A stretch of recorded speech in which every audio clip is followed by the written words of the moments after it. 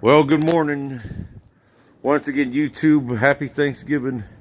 This video is about Dayton Public Schools, more specifically, the superintendent, Rhonda Corr. She's been placed on what they call administrative leave for misconduct, possibly racism and other things, or treating her subordinates badly. And this has been big news here the last couple of days. It was just announced Tuesday night, and the local news has been digging, to find out what's really, going on behind these allegations. But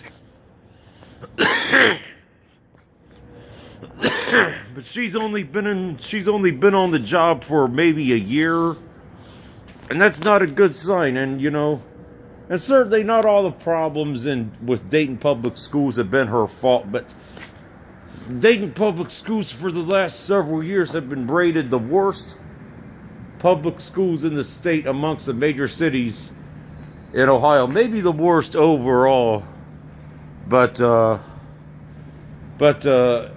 recently the head of the teachers union and the teachers have said that they have no confidence in Rhonda Corr's ability to run the school district. She got a vote of no confidence, as well as a couple other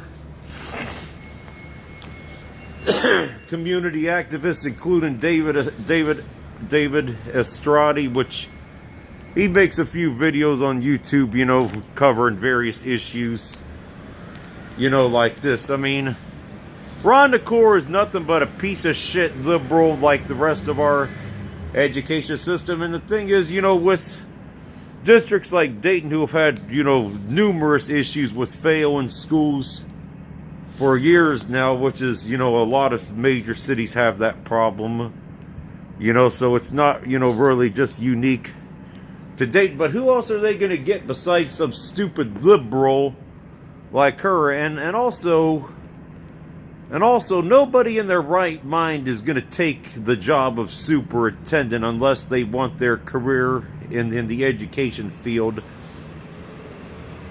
to be completely dead. Because taking over a school district like Dayton here, this is by 4th and Ludlow, not far from the arcade. I made a video talking about that earlier this morning. But nobody in their right mind is gonna want to head Dayton Public Schools, because chances are your career will be short-lived in that position. But yeah, they could talk about all this shit about how this downtown is improving and vice versa, but only one car passing through here. So,